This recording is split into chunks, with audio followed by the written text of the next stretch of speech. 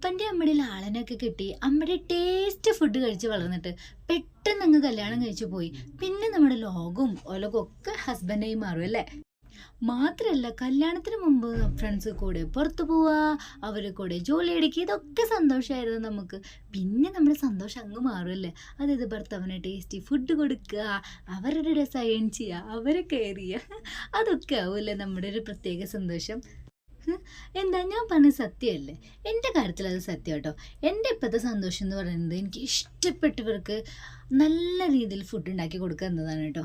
അത് ചിലതൊക്കെ ഫ്ലോപ്പ് ആവും, ചിലതെല്ലാം നല്ല രീതിയിൽ സക്സസ് ആവുകയും ചെയ്യാറുണ്ട് കേട്ടോ. അപ്പം ഇന്ന് എൻ്റെ ഹസ്ബൻഡിന് എൻ്റെ മോൾക്കും വേണ്ടിയിട്ട് നല്ല പാൽ കേക്ക് ഞാൻ ഉണ്ടാക്കിയതാട്ടോ. ഭയങ്കര ടേസ്റ്റ് ആയിരുന്നു കേട്ടോ, ഒരു രക്ഷയില്ല. നമ്മൾ ശരിക്കും ഷോപ്പിൽ നിന്ന് മേടിക്കുന്ന അതേ ടേസ്റ്റ് വന്നതാണ് കേട്ടോ എൻ്റെ ചാച്ചൻ പറഞ്ഞത്. അപ്പോൾ ഇത്രയേ ഉള്ളൂ. നിങ്ങൾക്ക് ഇഷ്ടപ്പെട്ട നമ്മുടെ വീഡിയോ ലൈക്ക് ചെയ്യാനും ചാനൽ സപ്പോർട്ട് ചെയ്യാനും മറക്കല്ലേ. ടാറ്റാ.